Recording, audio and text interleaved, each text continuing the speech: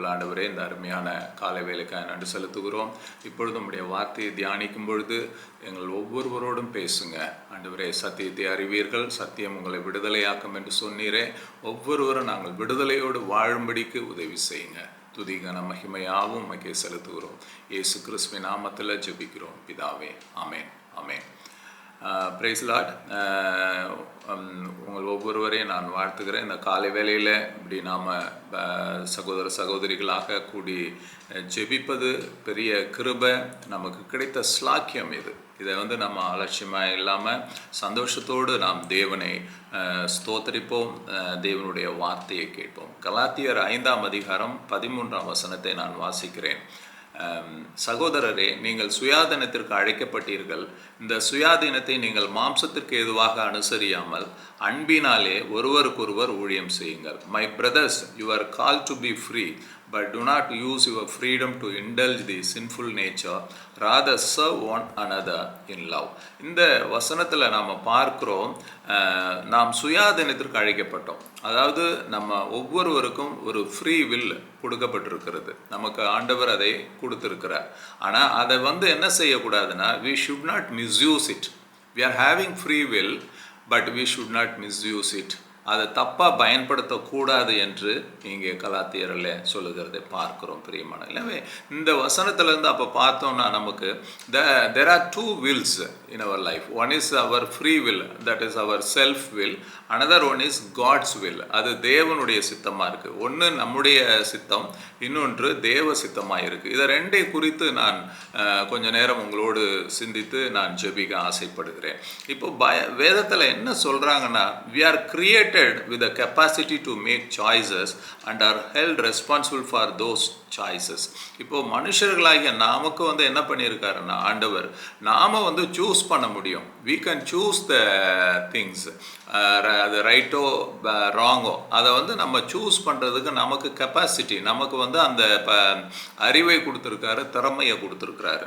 அப்போது அதை நாம் எதை தேர்ந்தெடுக்கிறோமோ அதற்குரிய பலனை கூட நாம் ஃபேஸ் பண்ணுவோம். Will face the consequences whatever we decide, whatever the decision we are making, we will face the consequences.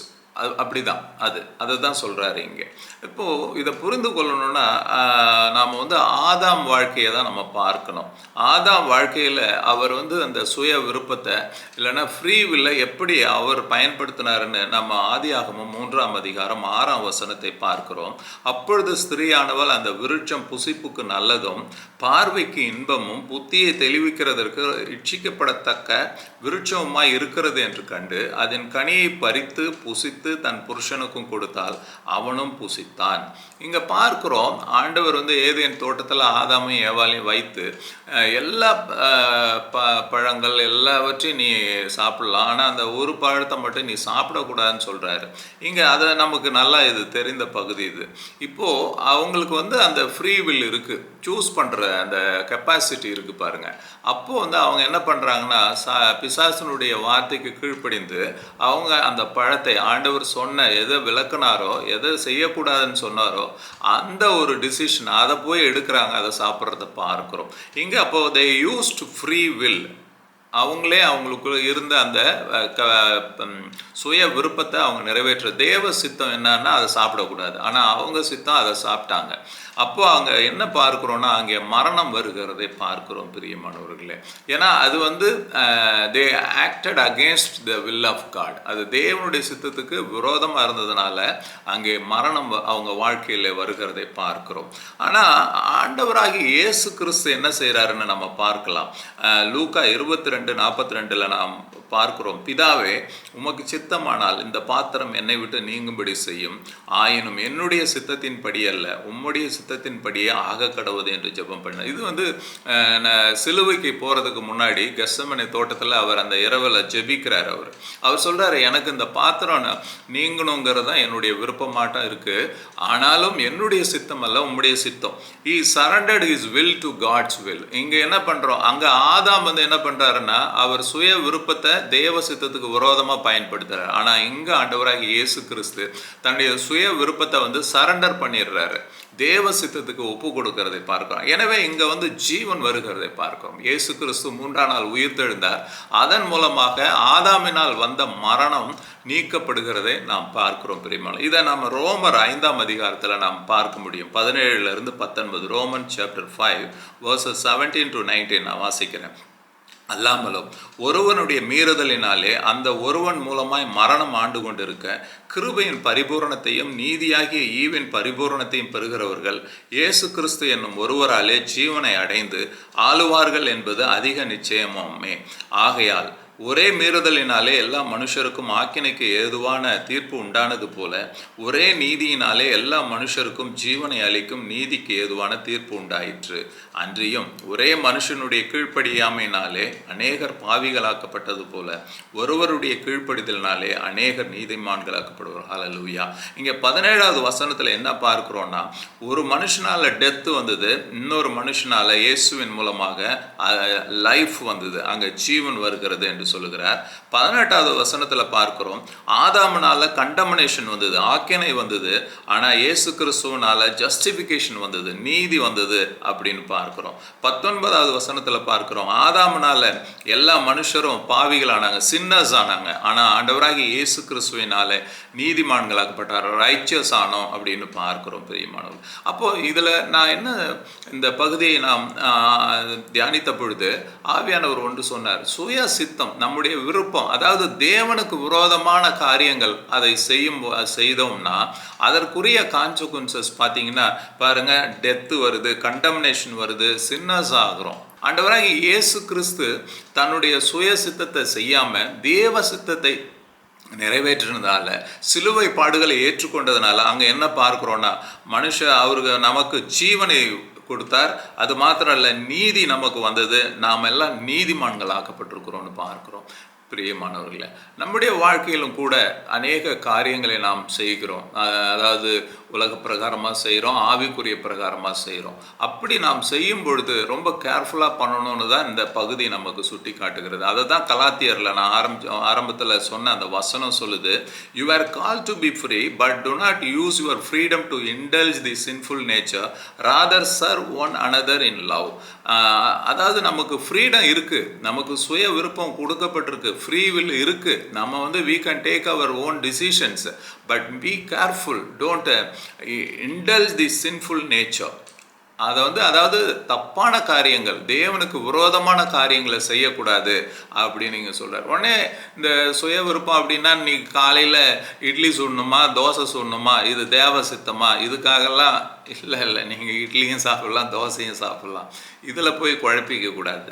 ஆனால் சில ஆவிக்குரிய காரியங்கள் நம்முடைய வாழ்க்கையில் சிலது நாம் எடுக்கும் பொழுது அதை நம்ம கேர்ஃபுல்லாக பண்ணணும் அப்படின்னு இந்த பகுதி நமக்கு சுட்டி காட்டுது. இந்த சுய சித்தம் நம்முடைய விருப்பத்தை நிறைவேற்றுறது, அதே போல் தேவனுடைய சித்தத்தை நிறைவேற்றுறது. நம்ம நிறைய காரியங்கள் ஆவிக்குரிய பிரகாரமாக முடிவெடுக்கும் பொழுது ரொம்ப கேர்ஃபுல்லாக எடுக்கணும். ஒரு திருமண காரியமாக இருக்கலாம், இல்லை ஒரு மற்ற குடும்பத்தில் முக்கியமான காரியங்களாக இருக்கலாம், அதாவது ஆவிக்குரிய டிசிஷன்ஸ், அதில் வந்து ஸ்பிரிச்சுவல் டிசிஷன்ஸ், இதெல்லாம் இது வந்து வேர்ல்டி டிசிஷனாக இருக்கலாம், திருமணம் வந்து உலக பிரகாரமாக இருக்கலாம், but that will affect your spiritual life. உங்களுக்கும் ஆண்டவருக்கும் இடையே காணப்படுகிற அந்த உறவை அது பாதிக்கிறதா இருக்கும். எனவே அதில் வந்து நீங்கள் கேர்ஃபுல்லாக எடுக்கணும்.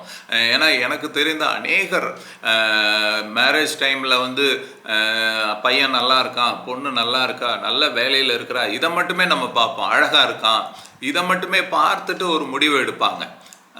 அப்படி எடுத்துட்டு ஆனால் ஆஃப்டர் சம்டைம்ஸ் குழந்தைங்கள்லாம் பிறந்த பிறகு, அவங்க வளர்ந்த பிறகு பார்த்தீங்கன்னா அவங்களுக்குள்ள வந்து ஆவிக்குரிய போராட்டம் வந்துடுது. அவங்க உண்மையான தெய்வத்தை வணங்க முடியாதபடிக்கு, ஆலயத்துக்கு செல்ல முடியாதபடிக்கு அநேக சகோதரிகள் அதில் மாட்டிக்கிட்டு சிரமப்பட்டதை நான் அறிந்திருக்கிறேன், பார்த்துருக்கிறேன் பிரியமானவர்கள். எனவே we must be careful to use our free will in our life.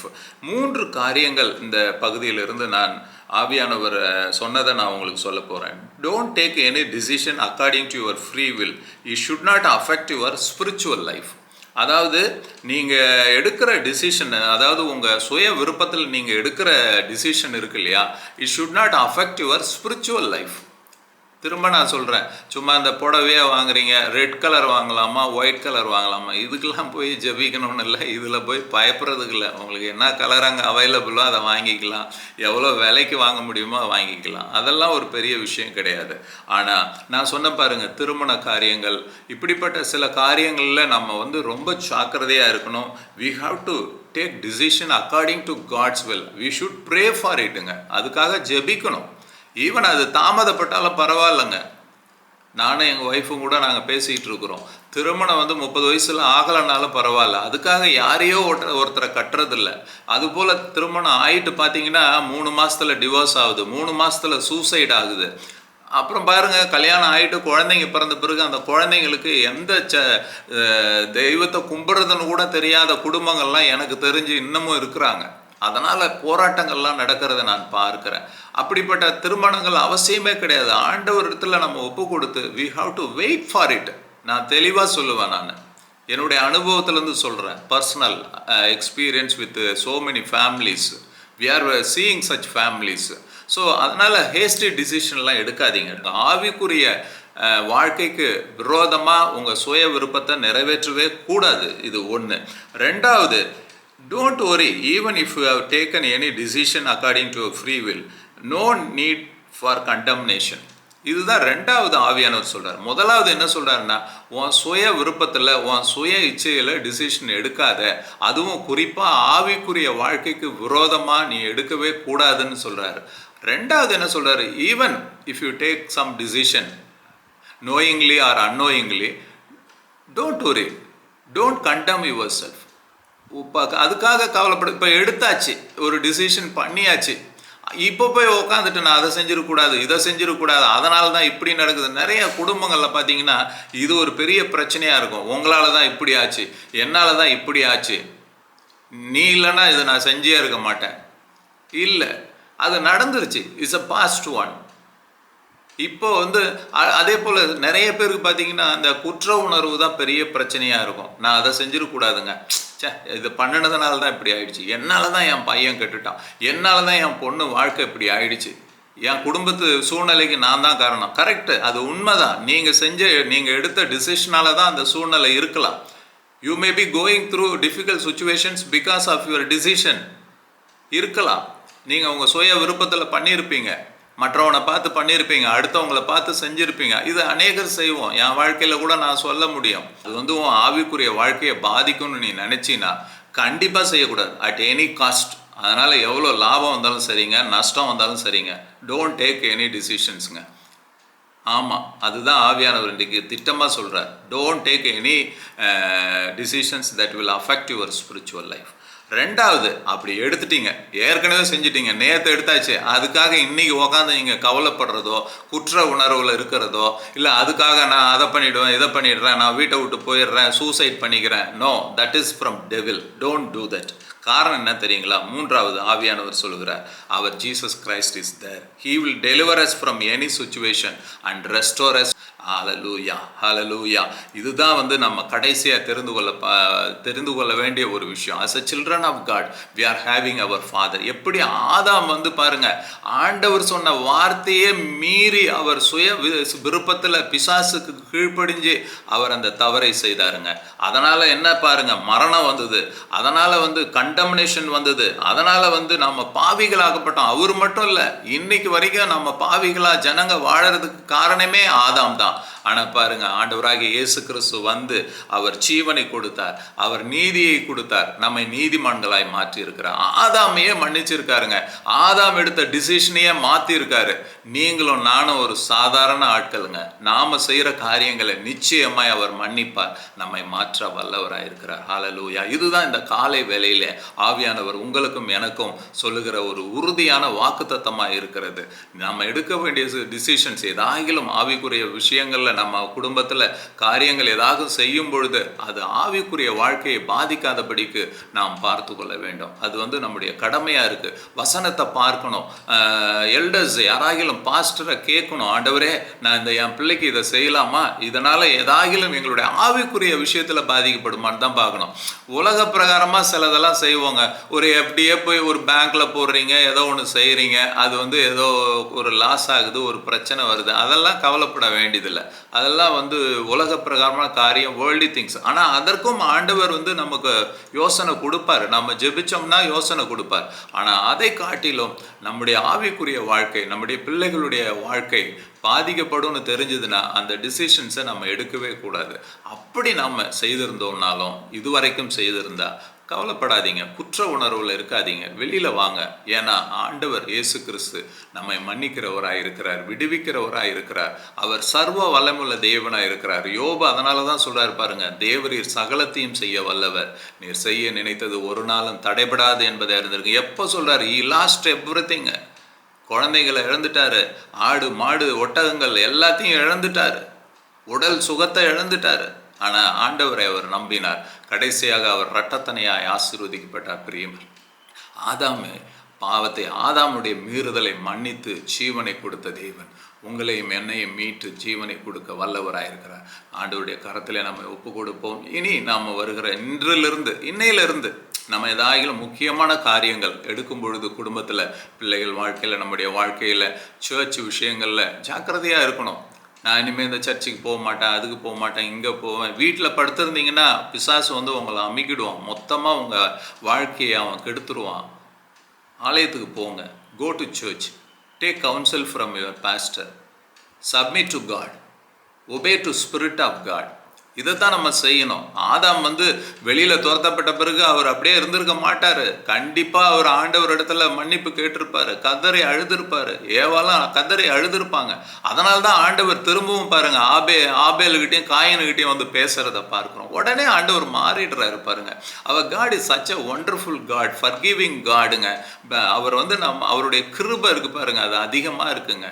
இன்றைக்கு இந்த பொழுது நம்ம ஜெபிக்க போகிறோம். யாரெல்லாம் தப்பான டிசிஷன் எடுத்துட்டீங்க, ஆவிக்குரிய வாழ்க்கையை பாதிச்சிருக்கு, அதனால் உங்கள் ஜெப வாழ்க்கை பாதிச்சிருக்கு, உங்களுடைய வேத வாசிப்பு பாதிச்சிருக்கு, என்னென்ன ஆவிக்குரிய விதத்தில் நீங்கள் பாதிக்கப்பட்டிருக்கீங்க, இப்போ ஆண்டவருடைய கரத்தில் ஒப்பு கொடுங்க. குற்ற உணர்வுலேருந்து வெளியில் வாங்க. ஆண்டவராகிய இயேசுவின் கரத்தில் வாழ்க்கையை ஒப்பு கொடுங்க, உங்களை ஒப்பு கொடுங்க, குடும்பத்தை ஒப்பு கொடுங்க. நீங்கள் எடுத்த டிசிஷன்ஸ் தப்பாக இருந்ததுன்னா, அதனால் நீங்கள் இப்போ பாதிக்கப்பட்டிருக்கீங்கன்னா ஆண்டவர்கிட்ட சொல்லுங்கள். ஆண்டவரே, நான் இப்படி செஞ்சிட்டேன், உங்கள் வார்த்தையை கேட்காம போயிட்டேன், உங்களுடைய வார்த்தை எனக்கு தெரியும், சத்தியம் எனக்கு தெரியும், ஆனாலும் நான் செஞ்சிட்டேன், ஆண்டவரே மன்னிச்சிருங்கன்னு சொல்லுங்கள். ஆதாமை ரெஸ்டோர் பண்ணின தேவன் இன்றைக்கு உங்களையும் என்னையும் கண்டிப்பாக அவர் மீட்டெடுப்பார்.